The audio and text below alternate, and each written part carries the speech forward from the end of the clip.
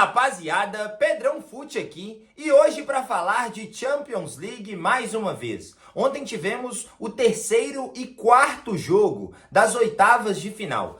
Manchester City e Copenhagen e Real Madrid e RB Leipzig. Um desses foi um grande jogo e você já deve saber qual. Mas antes de começar aqui os debates e as críticas e as reações, se inscreve no canal, deixa o seu like, manda esse vídeo aí nos seus grupos de WhatsApp e traz a galera para o debate. Vamos começar com Manchester City e Copenhagen, porque assim, cara, eu já imaginava que Real Madrid e Leipzig seria um jogo mais produtivo, eu diria, né? Mas eu sempre assisto os dois jogos, quem me acompanha nas redes sociais sabe disso. Inclusive, se você não me acompanha, os links estão aqui na descrição. E aí, assisti o primeiro tempo do jogo entre Manchester City e Copenhagen, e com 9 minutos estava 2-0 para o Manchester City. Com 5 minutos, o Julian Álvares bate um escanteio, o Akanji chuta assim meio de lado, 1-0. O Copenhagen realmente muito frágil, nem compara, né, os dois times. E com 9 minutos, o próprio Julian Álvares dá um chute assim de lado da área e o goleiro imita o Loris Karius na final de 2017, né, entre Liverpool e Real Madrid. Franga bizonhamente, enfim, 2-0, depois o Leipzig até faz depois o Copenhagen até faz um gol lá, até bonitinho, uma tabela, faz o 2-1, mas assim, no final do primeiro tempo, o Haaland faz o terceiro gol, 3-1 para o Manchester City, que poupou muitos jogadores, né? Bernardo Silva, Kevin De Bruyne, Kyle Walker, Ake, enfim.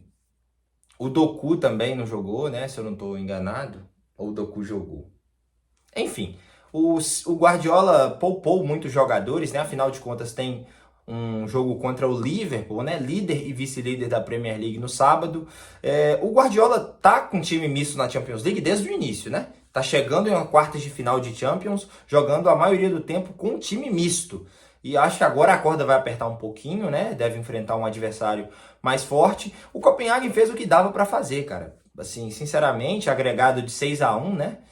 A diferença entre os times é muito grande. Investimento, qualidade, opções. Então, o Copenhagen passou de um grupo muito difícil, né? Que tinha Manchester United, Galatasaray. Então, assim, foi uma campanha bonita do Copenhagen chegar nas oitavas de final. E o City foi a passeio. O Haaland chegou aos 41 gols na Champions League, ultrapassou o Agüero, né? Ídolo do Manchester City. Isso tudo em apenas 37 jogos, tá?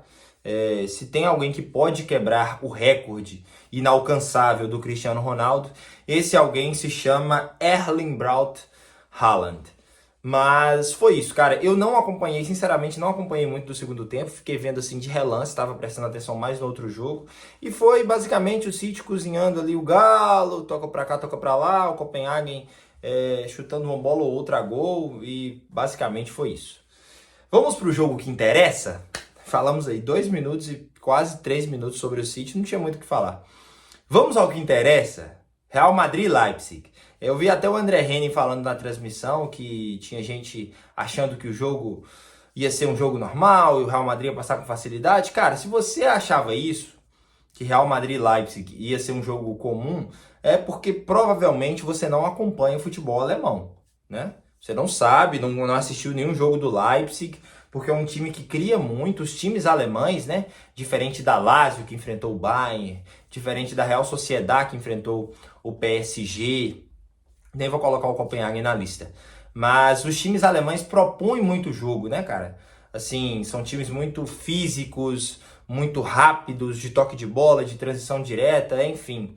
Variam muito suas formas de atacar. E o Leipzig veio para isso, tá? Sou capaz de dizer que se o Leipzig tivesse atacantes com a pontaria mais afiada, nem precisava trocar todo mundo, tá? Nem precisava trocar todos. Se tivesse um atacante melhor no lugar do Openda, ou se o próprio Openda tivesse um dia mais inspirado, agora a gente podia estar falando aqui de um vexame do Real Madrid, né? De uma eliminação precoce na Champions League.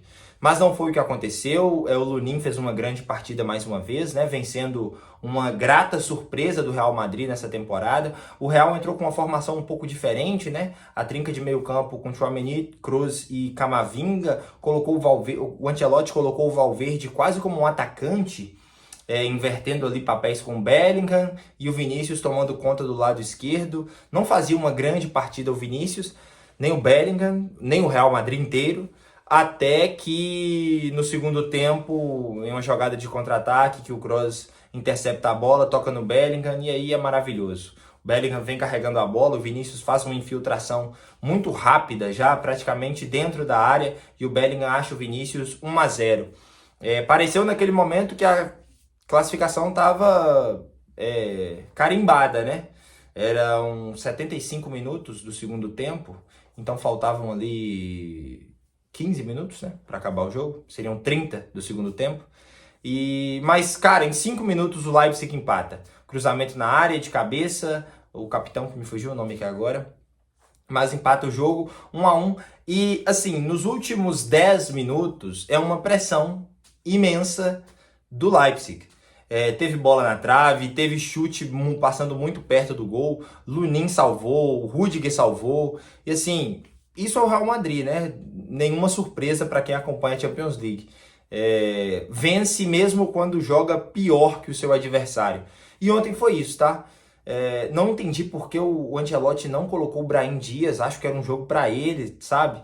Um jogador que tem o drible, tem a velocidade, sabe carregar a bola, tem bom passe. Poderia colocar ali no lugar do Valverde, de repente. Mas como o Leipzig também estava pressionando muito, principalmente no segundo tempo, acho que o Ancelotti ficou um pouco receoso, né? De colocar o time mais pra frente. Afinal de contas, o resultado estava a favor do Real Madrid. E prova que ele estava certo, né? E que entende mais de futebol do que eu. Afinal de contas, o Real Madrid se classificou com o Brahim Dias no banco. O Rodrigo tá meio assim, né, cara?